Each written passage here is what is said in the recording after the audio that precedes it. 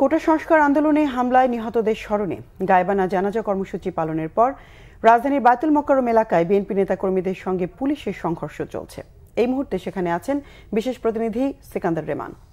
রেমান, এই মুহূর্তে বায়তুল মোকাররম এলাকার সবশেষ পরিস্থিতি আমাদেরকে জানাবেন। জি, বায়তুল মোকাররম মসজিদে দক্ষিণ গেট এবং উত্তর গেটে কিন্তু আমরা দেখেছি বেলা 12টার পর থেকে পুলিশ তল্লাশি শুরু করে এবং শুধুমাত্র যারা মুসল্লি তাদের চেক করে তারা কিন্তু জোহরের নামাজের জন্য ভিতরে প্রবেশের অনুমতি দেয়।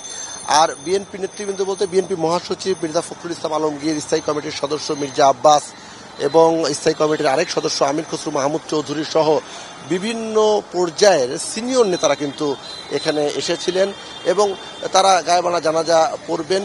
কিন্তু রাস্তায় গায়েবানা জানাজার কর্মসূচি থাকলেও মূল ফটকের ভেতরেই কিন্তু গায়েবানা জানাজা তারা পড়েছেন এবং জানাজার শেষে যখন বিএনপি মহাসচিব এই ফটক দিয়ে বের হয়ে আসেন তখন তার সঙ্গে যে বিএনপি নেতাকর্মীরা ছিলেন তারা বিভিন্ন দাবিতে স্লোগান দেয়। বিশেষ করে কোটা সংস্কার আন্দোলন করতে গিয়ে গতকালকে যে 6 জন মারা গিয়েছেন তাদের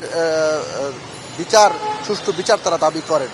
এ সময় কিন্তু তারা মিছিল এখানে এই পল্টনের এই রাস্তা দিয়ে মিছিল শুরু করে এবং এখন আপনার সঙ্গে যখন কথা বলছি তখন কিন্তু আমরা একটা ককটেলের বিস্ফোরণ শুনলাম। কিছুক্ষণ আগেই কিন্তু তখন পুলিশ কিন্তু এই যারা নেতাকর্মী ছিল তাদেরকে ছত্রভঙ্গ করে দেয় এবং টিয়ার শেল এখানে নিক্ষেপ করা হয় এবং পুলিশের পক্ষ থেকে যে বিষয়টি বলা হয় তা হচ্ছে কোনো ধরনের রাজনৈতিক কর্মসূচি এখানে তারা করতে নিষেধ করেছেন, কারণ তাদের কাছে গোয়েন্দা তথ্য ছিল যে রাজনৈতিক কর্মসূচির আড়ালে এখানে ভিন্ন কিছু হতে পারে, নাশকতা ঘটতে পারে। ফলে কোনো স্বাভাবিক দিনের মতোই এখানে তারা চাঞ্চল্যতা স্বাভাবিক রাখার জন্য কাজ করছিলেন, কোনো রাজনৈতিক কর্মসূচি তারা এখানে হতে দেবে না বলে পুলিশ আমাদেরকে জানিয়েছেন। কিন্তু যখনই রাজনৈতিক কর্মসূচি এখানে শুরু হয় তখন তারা তাদের ছত্রভঙ্গ করে দেয় বলে পুলিশের পক্ষ থেকে আমাদেরকে জানানো হয়েছে।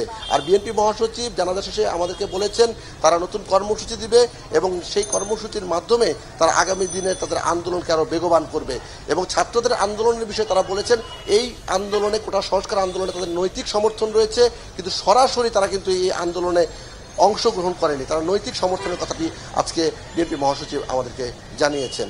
এই হচ্ছে এই বায়তুল মোকাররমের উত্তর গেট থেকে সবশেষ অবস্থা। ধন্যবাদ রেমান। দর্শক, বায়তুল মোকাররম এলাকার সবশেষ পরিস্থিতি জানলাম সহকর্মী সিকান্দার রেমানের কাছ থেকে।